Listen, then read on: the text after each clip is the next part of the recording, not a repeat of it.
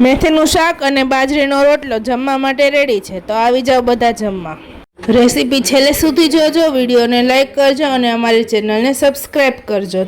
હાય, સો આજે મમ્મી બનાવે છે મેથીનું શાક। તો મેથીનું શાક બનાવવા માટે સૌ પ્રથમ આપણે જે કઠોળની મેથી આવે એને 6 થી 7 કલાક માટે પલાળી દેવાની।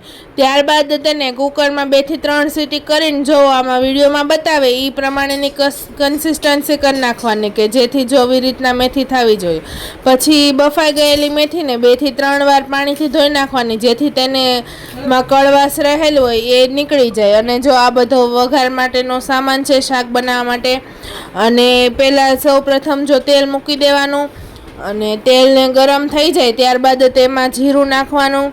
જીરું કકળી જાય પછી તેમાં મરચું નાખીને લીમડો નાખી દેવાનો। ત્યારબાદ તેમાં આદુ મરચી લસણની પેસ્ટ નાખીને તેને થોડીક વાર ચડવા દેવાની। ત્યારબાદ તેમાં લસણ નાખી અને એને થોડુંક ચડી જાય ત્યાં લગી ચડવા દેવાનું। અને પછી ત્યારબાદ તેમાં કાંદા નાખવાના। કાંદા નખાઈ ગયા બાદ તેમાં ટમેટાં નાખવાના। ટમેટાં કાંદાને એકદમ મિક્સ કરીને તે થોડુંક ચડે ત્યારબાદ તેમાં મીઠું નાખીને તેને ચડવા દેવાનું। અને જો આવી રીતના થઈ જાય ત્યારબાદ તેમાં હિંગ, હળદર, લાલ મરચું, ધાણા જીરું પાવડર અને લસણવાળી ચટણી અને ત્યારબાદ તેમાં કિચન કિંગ મસાલો નાખીને તે બધા મસાલા મિક્સ કરી દેવાના।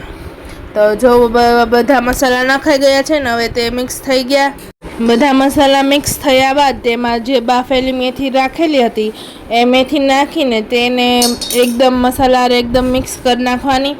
અને ત્યારબાદ તેમાં થોડુંક પાણી નાખી દેવાનું। એનાથી જે થોડીક વાર એને પાણી નાખીને ચડવા દેવાની। અને જે તે ચડી ગયા બાદ તેમાં તમને જે પ્રમાણે ગળ્યું ભાવતું હોય એ પ્રમાણે ગોળ નાખી દેવાનો। અને ગોળ નાખ્યા બાદ તેને ફરી થોડી વાર ચડવા દેવાની। અને જો એને એકદમ ચડી જાય ને હવે થઈ ગયું છે મેથીનું શાક રેડી। અને તેના પર ધાણા નાખી તેને ગાર્નિશ કરી લઈએ અને હવે તેને જમવા માટે તે રેડી છે। તો ચલો આપણે પીરસી દઈએ। અને મેથીનું શાક અને બાજરીનો રોટલો જમવા માટે રેડી છે, તો આવી જાઓ બધા જમવા।